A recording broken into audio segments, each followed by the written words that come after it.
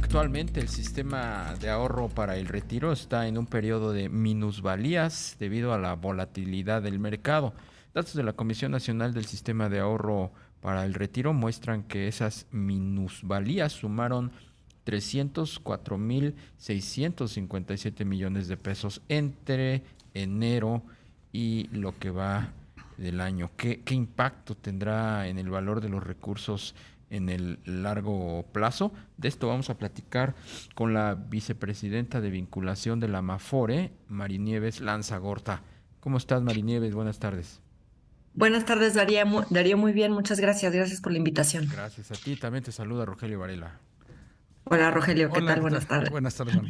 Marinieves, ¿cuánto es lo que se ha retirado por las condiciones del mercado, por esta situación que pues le ha afectado a los aforados, a los quienes están cotizando y que por alguna circunstancia pues han tenido que acudir a sus ahorros?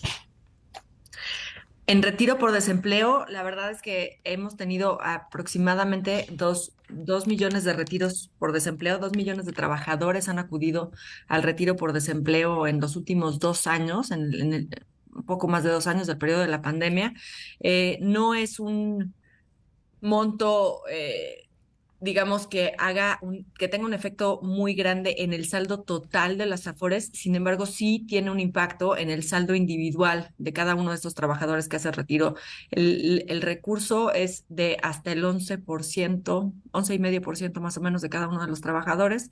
Y esto pues claramente puede tener un impacto en el ahorro, no solo en lo que están ahorrando en este momento, no solo o sea, lo que se deja de tener en el retiro es la cantidad retirada y además los rendimientos de estos recursos. Entonces ahí nosotros un poco la recomendación que hacemos siempre en tema de retiro por desempleo es que las personas que hagan uso de estos recursos lo hagan con la conciencia de que estos recursos son suyos, que tienen el derecho de utilizarlos y que además para eso están, o sea, son recursos para que pueden ayudarlos a resolver alguna necesidad particular en un momento como este.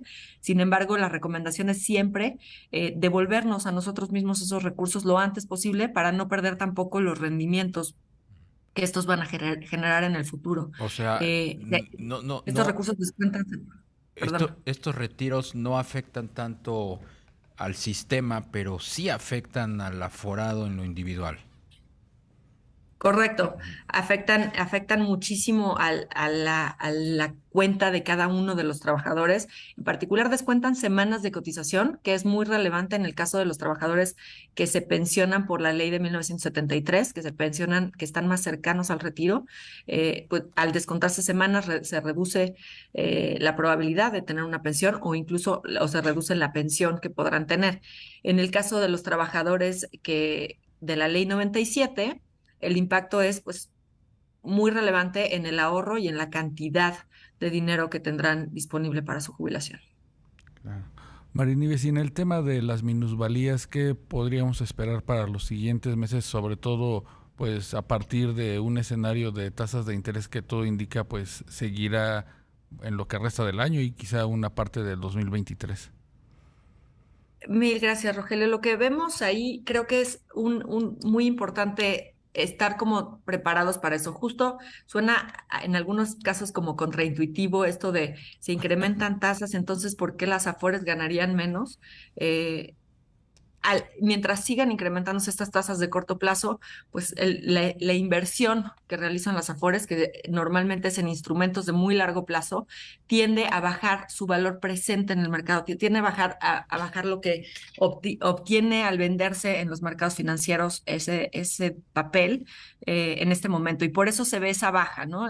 Las personas tienden o los mercados financieros tienden a mover sus inversiones de largo plazo hacia el corto plazo en estos momentos en los que las tasas de corto plazo son más rentables y por eso se ve esta minusvalía, por eso se ve esta baja en la inversión que realizan las Afores, que es una inversión que se hace con una perspectiva de largo plazo, que no se hace buscando especular o estar tratando de generar el mayor rendimiento en el corto plazo, sino de buscar siempre el rendimiento para mejorar al máximo la pensión que recibiremos cada uno de nosotros al momento de llegar a la edad de jubilación.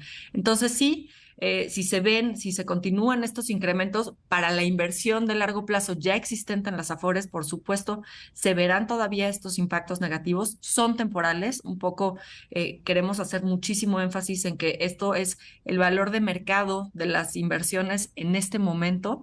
No quiere decir que nosotros, las Afores, estemos corriendo a vender esos instrumentos y por lo tanto no estamos materializando esa baja en el valor del mercado, ¿no? Por supuesto, la inversión de los recursos que se están recibiendo en este momento, lo que se está incorporando a las cuentas de los trabajadores en este momento se invierte de forma distinta, al menos en lo que este entorno está sucediendo, y para capitalizar esos posibles rendimientos y por supuesto se irá adaptando con los comités de inversiones que funcionan de forma sumamente profesional. ¿Hay alguna estimación, Marinieves, de cuánto está retirando o cuánto están retirando estos afiliados a las Afores?